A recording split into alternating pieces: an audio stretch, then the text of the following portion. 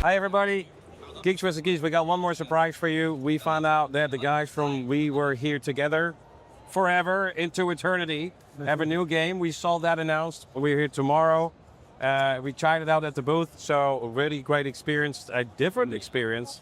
And we're here with Luite from the company to talk about that a little bit. So please, fully introduce yourself. Yes. And then to the audience, and we'll go just to some questions and start with talking about the new game. Yeah. First of all, thanks so much for dropping by and checking out the game. I really appreciate it. So my name is Luite Douma, and I'm the executive producer at Total Mayhem Games. And so tell us a little bit about this iteration of the We Were Together series. Yeah, so We Were Here Tomorrow is the latest installment in the We Were Here series. So we have 5 games out. This is going to be the 6th game. And for those that don't know the series, the easiest way to describe it is like a puzzle co-op adventure game.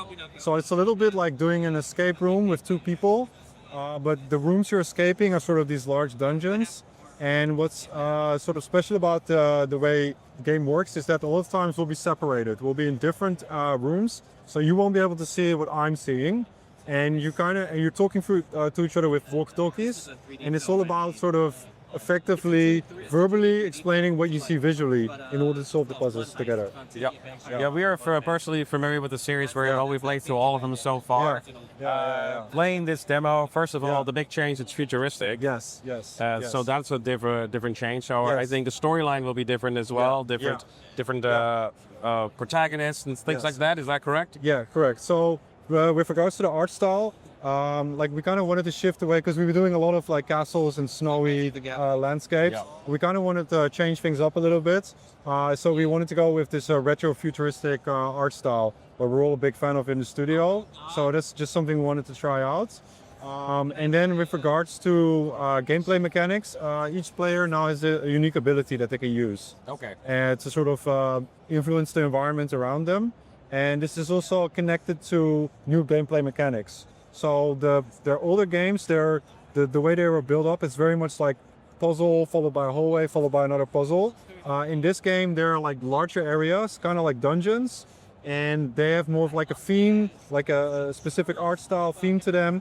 And then whenever you solve a puzzle, it kind of influences the larger area. So there's more sort of meaningful progression with every puzzle you solve. Yeah, so the demo we played here, about 15 minutes of the very beginning, very futuristic, as you said, and we are starting to get used to the weapons. In this case, there's abilities that are a little bit different. And indeed, the first thing I noticed was, hey, it's less of, I see these symbols, what symbols do you see? It's more of, I can't pull this lever, but can you do it with what you have? Or in my case, I built a little box so that way she can step up on it and pull it. So it was a different way of solving the room itself. Yeah, so those communication style puzzles, they're still very much part of the game. But we kind of want to mix that up with sort of these, so we call those sort of like classic We Were Here puzzles. And then we have the challenges that are more focused on using the abilities. And they're a little bit more faster paced. You move around a bit more instead of just using your being separated and being more cerebral, really communicating. So it's a little bit faster paced and there's more traversal and you're using your devices. It's mixed with the classic communication style puzzles. It reminded me a little bit, at least, with Portal 2, where you're working together, that was trying to get sort of inspirations. that was one of the inspirations. What were other inspirations that you have for the style and for the kind of puzzles you wanted to integrate? Yeah, so they're like our creative director. He's a big sci-fi head. He also like 80s movies like Ghostbusters or even Alien. Were definitely inspirations there. Yeah. We also have really an acclaimed science fiction writer who helped write the script. Okay. Claire North. She's known from like 15 Lives of Harry August. So she wrote the script this time. All right, great. Yeah. So obviously, that's the build-up. But where are you at right now? Because there's a game that's coming out this year. Yeah. We don't have the exact release date yet, but we're coming out this year. All right. And so it's a full narrative. You say you have a whole sci-fi writer. Yes. And so we can expect a unique storyline. Yeah. We really wanted to do more sort of environmental storytelling. And also one thing that's really interesting is that whenever the players get split up, they see kind of different perspectives in the narrative. So one player might see things from the lens of one side and the other on the other side. And like how close, when they get together again, it's sort of up to them to talk about it and reconcile. Okay, so you might get a different idea of what's going on and maybe have a difference of opinion on. Yes, yeah. Does that difference of opinion also affect in choices that you need to make? I don't want to say too much about that, but it will have some influence. It will have some influence on me about it. Okay. Are there, for fans of the series, any Easter eggs that they might be finding in the game that kind of brings back like, hey, that is from the other So game? it's still very much set in the same universe, and there are direct connections to the other games, and there will be a bunch of Easter eggs as well. You'll also get some answers to some open questions from the previous games. In this game. Were there any unique challenges by putting this in the future that kind of you might have used to work a certain way, making puzzles a certain way, that now, because of the new setting, it kind of didn't work anymore?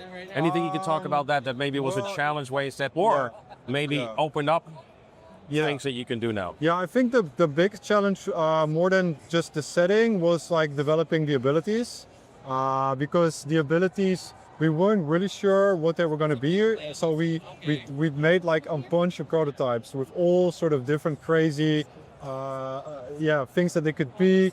So we tried out stuff like related to quantum physics, and we eventually, for like many iterations, playtests, we kind of settled on this. But like finding that sort of difference from the classic communication puzzles to this sort of traversal based challenges, and finding that balance there was sort of a challenge we had to go through, and finding the fun in that really took a bunch of iterations. Right, and so obviously this is an online co-op play because normally you can play with anybody. Is there also another way to find a random partner? Right now, no, you could find people, if you're looking for LFG, you could join our Discord. Talk to our community. You can always usually find somebody to play with there, but there is no in-game matchmaking system at this moment. There's an avenue, at least through the Discord, to find somebody, because people might be interested in not always somebody to play with. Yeah, no, it's a very good question, Maybe something we want to consider in the future, but right now. You can look for public games, so you might be able to find a public game with somebody else in it. Okay. But and then if you're playing, there are going to be certain moments in between where you can just kind of save and then move away. Yeah. We have like a checkpoint system. Yeah. All right. What was your favorite kind of introduced mechanic now? You talked a little bit about the new abilities. Was there any like a favorite thing that has been introduced besides that? I really like this idea of sort of giving people two perspectives on the same thing and kind of seeing how people interpret that. So the game isn't out yet, so I haven't really seen how people respond to this, but sort of, because we have a co-op game, and they get split up a lot of times. So you're able to present different information to the different player perspective.